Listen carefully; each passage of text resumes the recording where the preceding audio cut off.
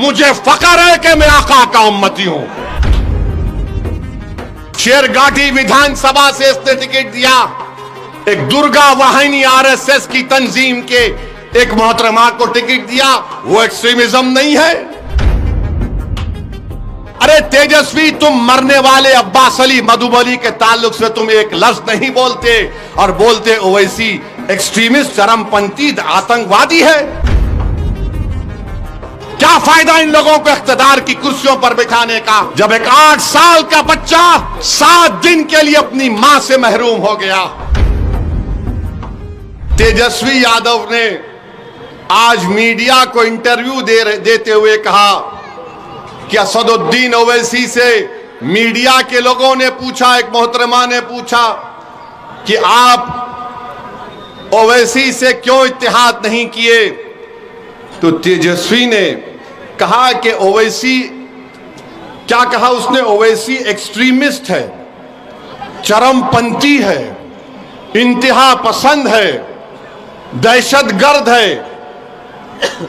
आप बताइए हमको, हम तेजस्वी को बोलेंगे बाबू एक्सट्रीमिस्ट को तुम जरा अंग्रेजी में लिख के बता दो।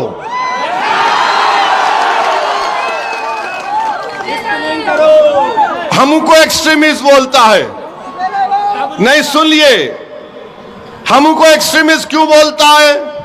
इसलिए बोलता है कि मेरे चेहरे पे दाढ़ी है, सर पे टोपी है, मैं नमाजी हूं, मैं अल्लाह की इबादत करने वाला हूं, मैं किसी के आगे सर नहीं झुकाता सिवाय जमीन व आसमान के खालिक के, मैं किसी को मानता नहीं सिवाय अपने रब के, मेरी बीवी हिजाब करती है, मेरी बेटियां करती हैं, वो तमाम के तमाम कुरान की तिलावत करती हैं, मैं अपने मजहब पर फख्र से चलता हूं।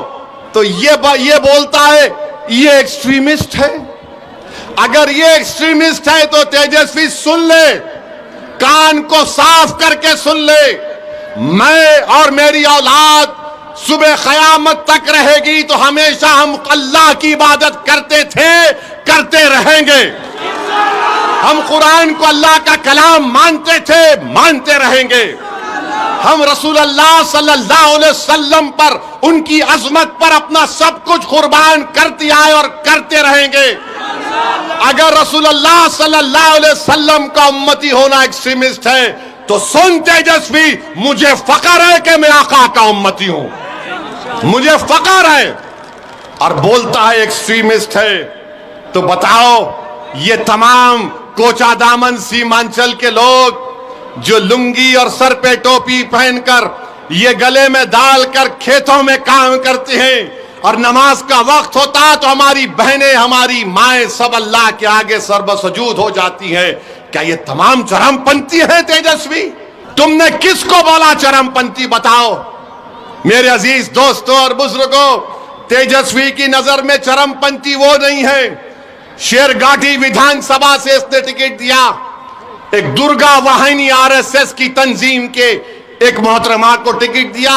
वो एक्सट्रीमिज्म नहीं है? राबड़ी देवी से इन्होंने अवार्ड दिलवाया एक शख्स को जिसका नाम कामेश्वर यादव है। कामेश्वर यादव वो है नौजवानों, आज से 35 साल पहले भागलपुर में फसाद हुआ था, जहां पर तुम्हारे बुजुर्गों को काट कर खेतों में डाल दिया गया था और उनकी लाशों को दफनाया भी नहीं गया था, तो उनकी लाशों के ऊपर फूल गोभी उग गई थी। जो आरोपी है कामेश्वर यादव को तुमने अवार्ड दिया। बताओ, मैं एक्सट्रीमिस्ट हूं, मैं चरमपंथी हूं, मैं दहशतगर्द हूं। और फिर मेरे अजीज दोस्तों और बुजुर्गों, आपको याद होगा 2023 में रेलवे पुलिस ने ट्रेन में एक कांस्टेबल ने 3 लोगों को नाम पूछकर गोली मार दी। एक मधुबनी के असगर अब्बास अली साहब थे। तेजस्वी, तुम्हारा एक बयान बताओ, असगर अली अब्बास की मौत जो एक रेलवे के पुलिस कांस्टेबल ने नाम पूछकर मारी थी, मरने वाले में असगर अली अब्बास अली मधुबनी का था, मरने वाले में हैदराबाद का था। तुम मुझे चरमपंथी और दहशतगर्द कहते हो तेजस्वी। हमने क्या किया मरने वाले के लिए? माजिद हुसैन एमएलए के हल्के का वो बेचारा मजलूम था, उसकी लाश को हैदराबाद मंगवाया। हमारे कॉरपोरेटर बंबई जाकर उसकी लाश को हैदराबाद लाए। हमने सरकार से उस मरने वाले के लिए पैसे दिलवाए, उसकी बेवा के लिए 35 लाख का गवर्नमेंट का एक फ्लैट दिलवाया। अरे तेजस्वी, तुम मरने वाले अब्बास अली मधुबनी के ताल्लुक से तुम एक लफ्ज नहीं बोलते और बोलते ओवैसी एक्सट्रीमिस्ट, चरमपंथी, आतंकवादी है।